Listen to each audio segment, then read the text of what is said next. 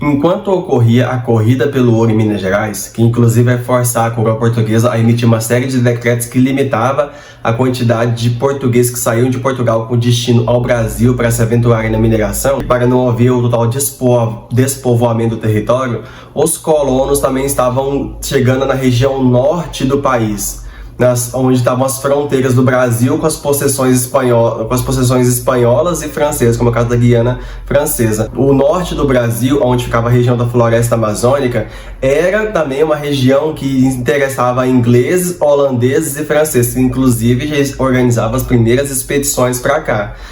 A ocupação da região norte, onde está a floresta amazônica, no início foi feita mais por conta de interesses políticos da coroa portuguesa do que por interesses econômicos, já que não se sabia ainda as riquezas que podiam ser extraídas da região. No ano de 1616, a coroa portuguesa fundou o Forte do Presépio, que com o tempo irá dar origem à cidade de Belém do Pará. A capitania do assim chamado Grão-Pará e da região do Maranhão foram administrativamente separadas do restante da colônia em 1621 para facilitar a administração da região. Funcionários públicos reais naquela época contornavam toda a região norte para estabelecer os limites da região amazônica, e o norte do Brasil, que pertenciam ao Império Português, das regiões que pertenciam à Espanha, como por exemplo Venezuela, as Guianas, por exemplo. As expedições portuguesas aproveitaram-se dos caminhos abertos pelos vários rios da região amazônica, como o Rio Amazonas, para organizar as primeiras expedições para o interior. Lá foram descobertos gêneros naturais que tinham algum valor no comércio internacional, como por exemplo o cacau, o cravo, a canela, a pimenta, a castanha do Pará, a salsa parrilha. Além da castanha do Pará, a baunilha, o anil, o urucum. Não demorou para que colonos portugueses também viessem se assentar na região para tirar algum proveito da exploração desses recursos naturais. Outra coisa que vai facilitar, galera, a exploração desses bens naturais eram os rios que cortavam a floresta.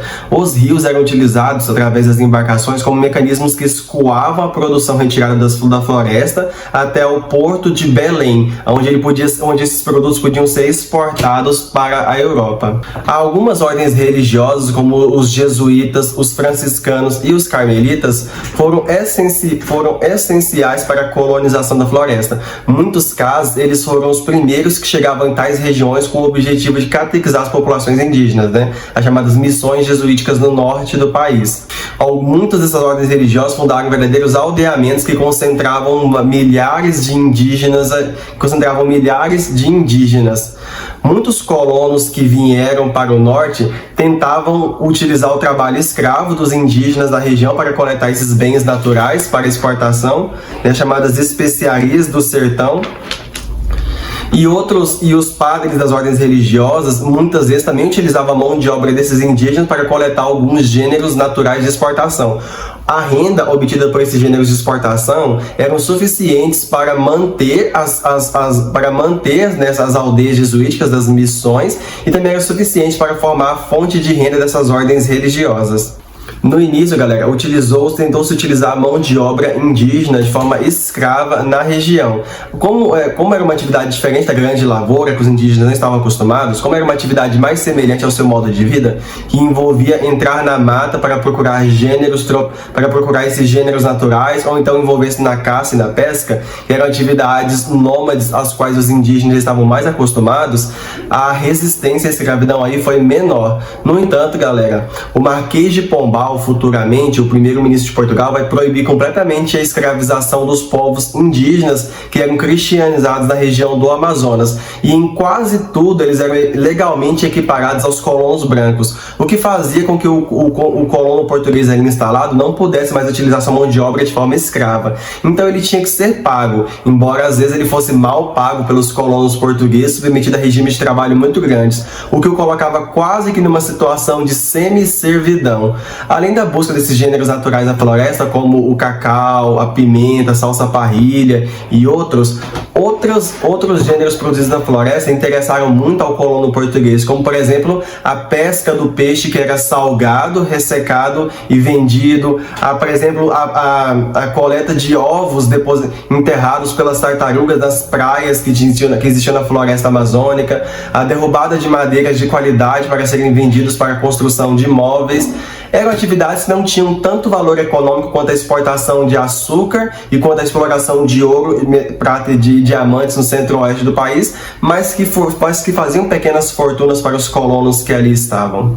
A colonização efetiva do Vale da Floresta Amazônica nunca será totalmente executada com sucesso.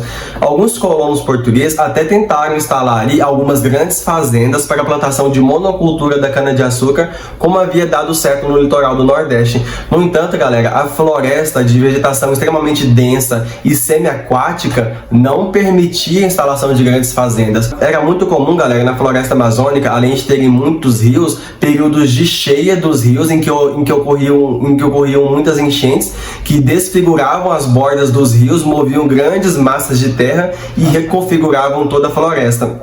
Ali, a colonização, pelo menos na escala que se deu no Nordeste e no Centro-Oeste, nunca se dará. Além da vegetação muito densa, que era muito difícil para o estabelecimento de grandes propriedades. A colonização se dava assim, galera.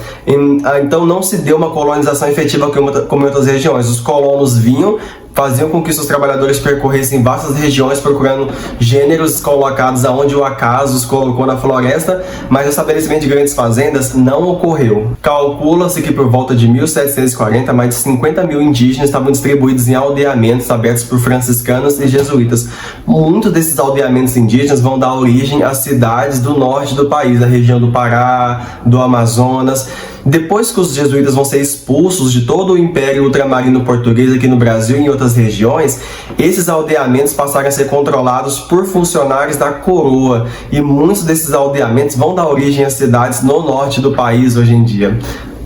A população indígena ali não era totalmente escravizada, eles estavam submetidos a um regime de semi-servidão, mas a colonização completa da região da Amazônia nunca se aprofundou por completo, tanto é que a região da floresta amazônica hoje em dia é praticamente preservada e as habitações humanas ali são reduzidas e são muito espalhadas por diferentes regiões do norte.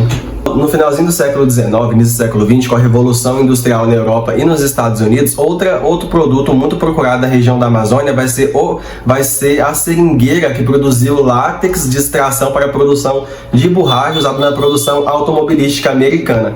Mas mesmo assim, a colonização do Vale Amazônico nunca se dará por completo.